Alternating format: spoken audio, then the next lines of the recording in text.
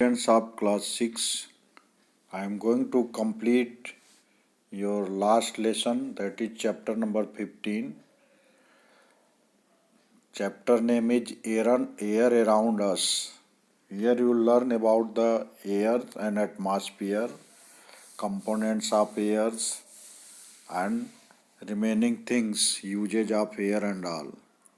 Now, the air which surrounds our earth is known as atmosphere. Atmosphere contains many kinds of gases. With increase of height, the density of air will become less, and on the earth's surface it is more. So what are the properties of air? Try to understand. Air is the transparent and has no color. Transparent already you learnt in the light chapter. You cannot see across, you can see very well across the air.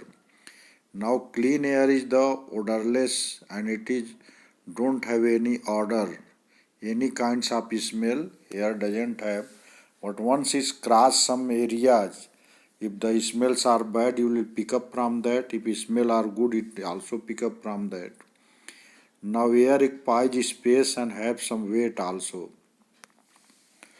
Here the experiments has been done that air occupies space. Now once will come here on this chapter, some experiments has been given for you to prove that soil also contains air, water also contains air. So after knowing all these activities, if you come on this page, you can understand composition of air.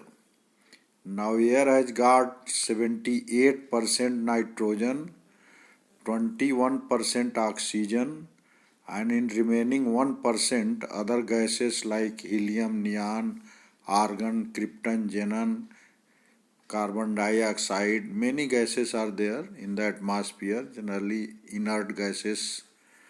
Now once you will come to know the oxygen, so oxygen, it is very much useful for us.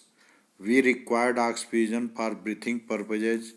All land animals and aquatic animals also required oxygen for breathing. Oxygen support the burning. Same time, oxygen is required for plants also for breathing purposes.